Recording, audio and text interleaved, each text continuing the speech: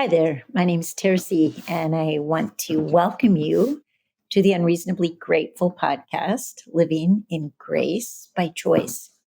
So, as you can see, I'm out of the shop and we're actually into our cabin just in time. Today was 32 degrees and snowing, and we're so grateful for the warmth and just the almost completion of a project. The exterior still needs to be done, and there's a few things on the inside, but totally livable, totally lovable.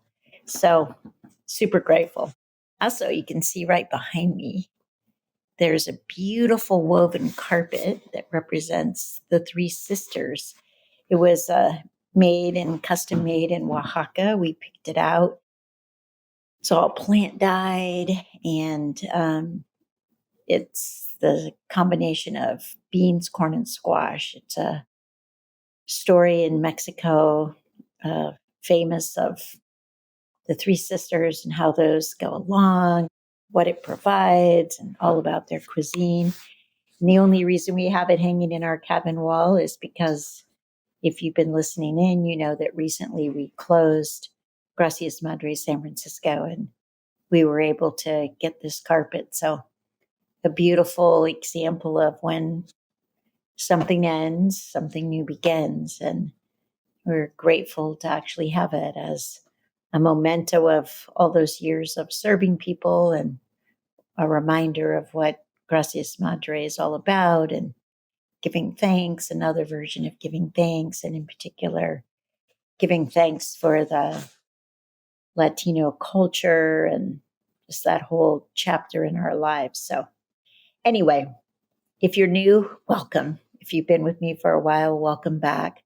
Grateful to have you. Again, this week I heard someone shared with me that they loved listening to the podcast. It felt like I was in their home with them, and it was sweet, and somebody I didn't necessarily expect or know was listening in. And so, again, thank you. Thank all of you for letting me be a part of your journey and you being a part of mine.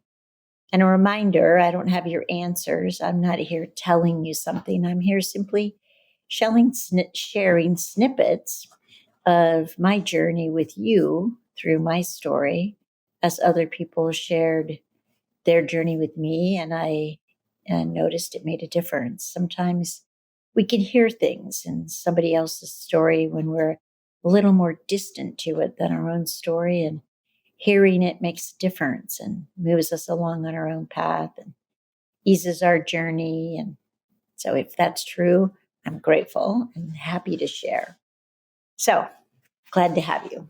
Also, a quick reminder, on Tuesdays, I do individual sessions, and it's an opportunity for me to get a little closer to you to share a little more deeply with me, and for me to reflect back to you just what I hear and what I see, which is always some version of the design essence expressing itself as you. So if that's something you're interested in, you can sign up. It's by donation on tercyenglehart.com under Working Together. Okay, so this week I want to talk about loss and inspiration.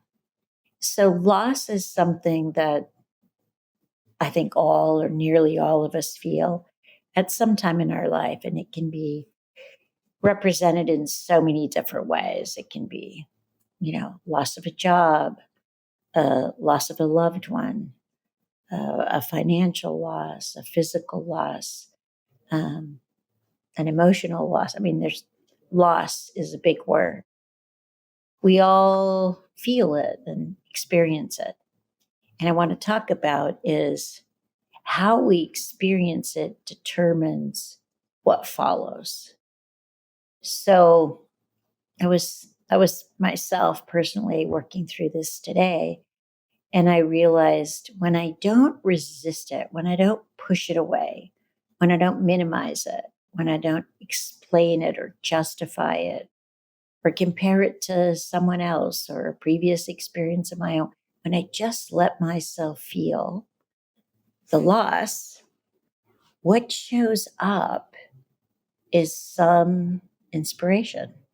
there's an opening for what might be possible now, or something new begins to emerge. And I think if I resist it or push it away, whatever it is that wants to emerge in the place of what was, I miss. I don't see it because I haven't been willing to just sit and go through and let myself experience whatever the emotional response is to the loss. Sometimes it might be fear or sadness. It could be regret. It could be, let's see, what are some of the things that I experience when there's loss? Worry, concern, frustration. It could be anything. But just letting yourself feel the feelings, not identifying with them, not running with them, but just feeling them, letting yourself sink into the experience of the loss, and then be with that, just being with it, kind of bathing in it for a moment. And what I notice is in that space, something new begins to take form.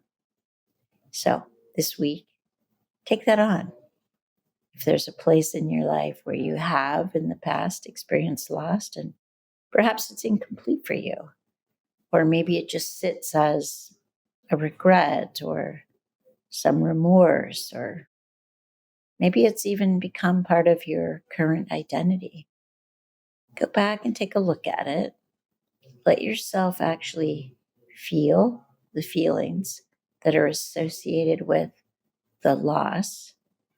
Sit with it, be with it. Don't resist, don't push it aside, but also don't pick it up and attach yourself to it or identify with it. Sit in that space for a moment and see if something new doesn't begin to emerge. Okay? And I'll see you next week.